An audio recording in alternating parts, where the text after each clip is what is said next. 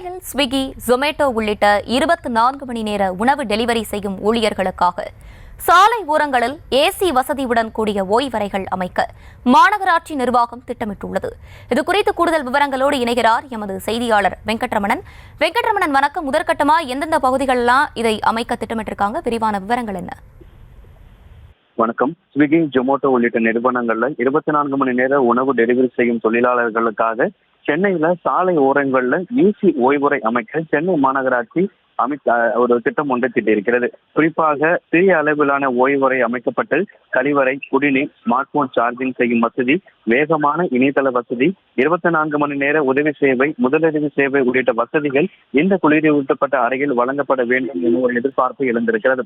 இந்த திட்டம் செயல்படுத்தப்பட்டால் சென்னையில டெலிவரி சேவைகள் பணியாற்றும் ஆயிரக்கணக்கான தொழிலாளர்கள் பயன்பெறுவார்கள் என பெருநகர சென்னை மாநகராட்சி ஆணையாளர் குமரகுருபரன் தெரிவித்திருக்கிறார்.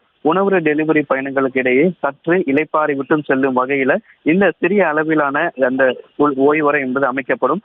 அதே போல உணவு மற்றும் காமர்ஸ் நிறுவனங்கள் டெலிவரி செய்யும் அந்த பணியாளர்களுக்காகவும் துபாயில் இருப்பது போன்று சாலை ஓரங்கள்ல குளிரூட்டப்பட்ட ஓய்வறைகள் அமைக்கப்பட இருக்கிறது. தற்போது உணவு மற்றும் டெலிவரி செய்யும் தொழிலாளர்கள் பாதுகாப்பு முன்னெச்சரிக்கை ஏதுமின்றி சென்னையில மிக முக்கியமான சாலைகள்ல அதிக அளவு கூடுகிறார்கள். குறிப்பா மழைக்காலங்கள், கோடை காலங்கள்ல அவர்கள் மிகவும் பாதிப்புக்கு உள்ளாவதன் காரணமாக பெருநகர சென்னை மாநகராட்சி இந்த திட்டத்தை முன்னெடுத்திருக்கிறது. அவர்களுக்கு பாதுகாப்பை மேம்படுத்தவும் அவர்களுக்கு அத்தியாவசிய சேவை வழங்கும் விதமாக ஏசி ஓய்வறைகள் அமைக்க பெருநகர சென்னை மாநகராட்சி திட்டமிட்டிருக்கிறதாகவும் அதற்கான சாத்தியக்கூறுகள் ஆய்வு செய்யப்பட்டு வருவதாகவும் பெருநகர சென்னை மாநகராட்சி ஆணையர் குமரகுருபரன் தெரிவித்திருக்கிறார். விவரங்களை வழங்கியமைக்கு நன்றி வெங்கட்ரமணன்.